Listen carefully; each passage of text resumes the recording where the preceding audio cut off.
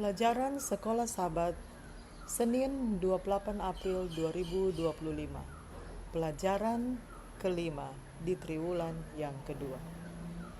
Judul untuk hari ini adalah Daniel 2. Selama pembuangan di Babel melalui Nabi Daniel, Tuhan menyajikan gambaran paling meyakinkan yang kita miliki tentang hubungan antara umatnya dan kerajaan-kerajaan dunia ini.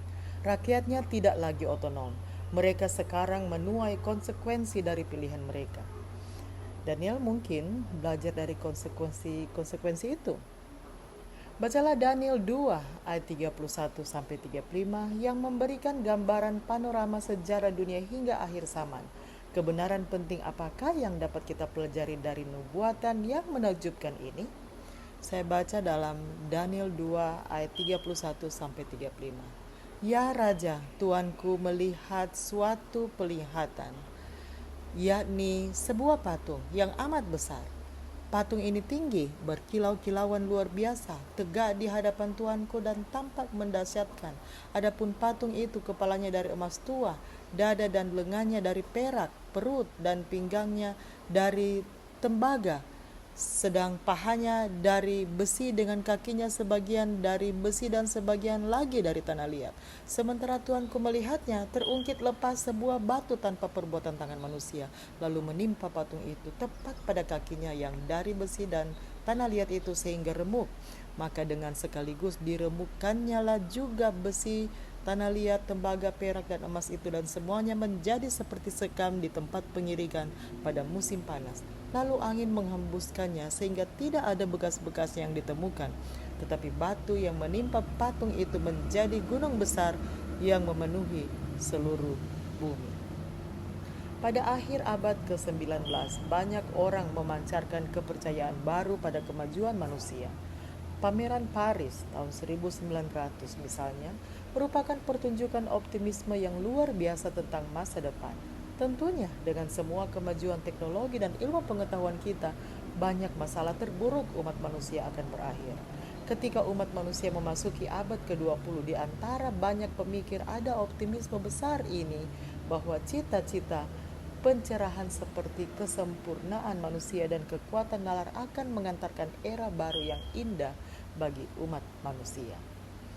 Namun, Perang Dunia I dengan cepat menghancurkan mimpi-mimpi itu, dan pada akhir abad ke-20 kita telah kehilangan lebih dari 200 juta orang karena peperangan. Kita mungkin telah maju dalam pengertian teknologi, tetapi tentu saja tidak dalam pengertian moral. Mengutip Dr. Martin Luther King Jr., kita memiliki peluru kendali, tetapi manusia-manusia tak terkendali, dan itu adalah kombinasi yang sangat menakutkan. Banyak pelajar nubuatan memperhatikan bahwa logam dalam Daniel 2 beranjak dari yang paling berharga menjadi yang paling tidak berharga. Emas lebih berharga dari perak, perak lebih berharga dari tembaga, dan tembaga lebih berharga dari besi, sampai kita berakhir dengan hanya besi dan tanah liat. Charles Darwin, Karl Marx, dan para pemikir abad ke-19 lainnya berusaha meyakinkan kita bahwa umat manusia entah bagaimana terus meningkat, bahwa kita berevolusi secara biologis dan sosial, dan meskipun dalam beberapa hal keberadaan manusia telah meningkat, setidaknya pada tingkat fisik, siapa yang benar-benar melihat ke depan untuk masa depan dunia ini seperti yang sekarang diperintah dan dipimpin dengan banyak optimisme akan perdamaian, keamanan, dan kemakmuran?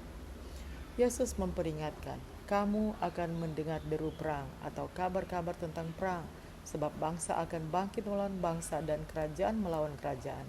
Akan ada kelaparan dan gempa bumi di berbagai tempat. Matius 24 ayat 6 dan 7.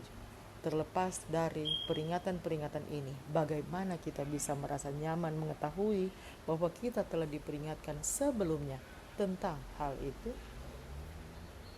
Demikianlah bacaan pelajaran Sekolah Sabat Senin 28 April 2025. Sampai bertemu di bacaan pelajaran Sekolah Sabat hari berikutnya. Tuhan memberkati.